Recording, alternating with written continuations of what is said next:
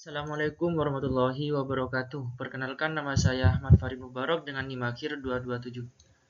Pada kesempatan kali ini, saya akan mempresentasikan hasil ujian akhir semester mata kuliah Hukum Pemerintahan Desa yang diampu oleh Ibu dosen Ida Wahyuliana SHMH. Materi yang akan saya jelaskan merupakan hasil analisis berdasarkan ketentuan peraturan perundang-undangan, literatur hukum, serta referensi akademik yang relevan. Pada presentasi ini, saya akan membahas 4 pokok materi, yaitu yang pertama, analisis perubahan masa jabatan kepala desa. Terus yang kedua, hubungan kewenangan antara pemerintahan desa, pemerintahan daerah, kabupaten atau kota, dan juga pemerintahan pusat. Terus yang ketiga, kedudukan desa sebagai subjek pembangunan. Adapun yang terakhir, yang keempat itu analisis mengenai otonomi desa dalam perspektif prinsip negara hukum. Baik, tanpa berlama-lama saya akan memulai pembahasan dari soal yang pertama.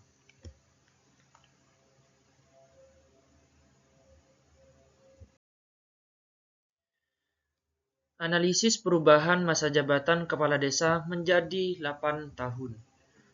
Perpanjangan masa jabatan kepala desa dari 6 tahun menjadi 8 tahun, bertujuan memberikan stabilitas pemerintahan desa sehingga programan pembangunan dapat dilaksanakan secara berkelanjutan tanpa terlalu sering menghadapi kontestasi politik. Namun, masa jabatan yang lebih panjang juga berpotensi mengurangi mekanisme kontrol demokratis karena masyarakat memiliki kesempatan yang lebih sedikit untuk melakukan evaluasi melalui pemilihan kepala desa. Risiko lain adalah munculnya penyalahgunaan kekuasaan dan politik patronase apabila pengawasan tidak berjalan efektif.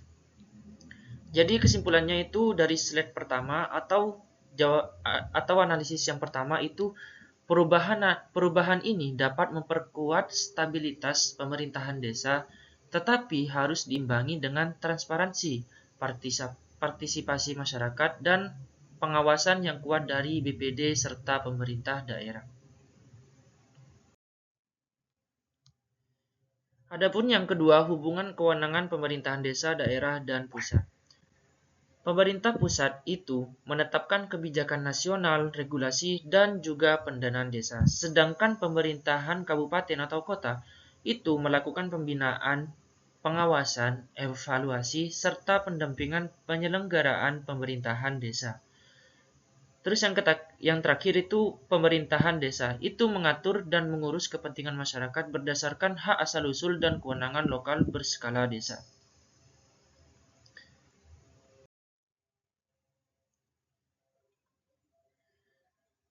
Terus yang ketiga ada kedudukan desa sebagai subjek pembangunan.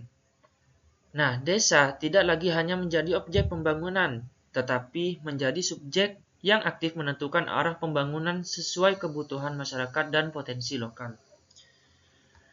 Pembangunan itu dilakukan bisa melalui musyawarah desa, perencanaan RPJM desa, penyusunan RKP desa, terus yang terakhir pengawasan masyarakat. Jadi kesimpulannya itu, keberhasilan pembangunan desa itu sangat bergantung pada partisipasi masyarakat dan kemampuan pemerintah desa dalam mengelola potensi lokal.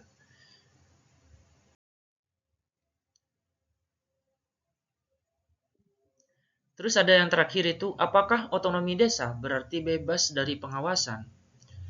Nah, otonomi desa tidak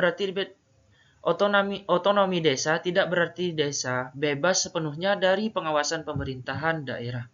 Dalam negara hukum, setiap penyelenggaraan pemerintahan harus berdasarkan hukum dan dapat dipertanggungjawabkan. Pengawasan diperlukan untuk menjamin pembangunan dana desa sesuai aturan, terus mencegah penyalahgunaan wewenang, terus menjamin pelayanan publik berjalan secara baik. Adapun argumentasi negara hukum, prinsip negara hukum menghendaki supremasi hukum, akuntabilitas pemerintahan, dan yang terakhir pengawasan terhadap penggunaan kewenangan. Jadi kesimpulannya itu desa memiliki kemandirian dalam mengatur urusan pemerintahannya, tetapi tetap berada dalam sistem pemerintahan nasional yang diawasi berdasarkan prinsip negara hukum.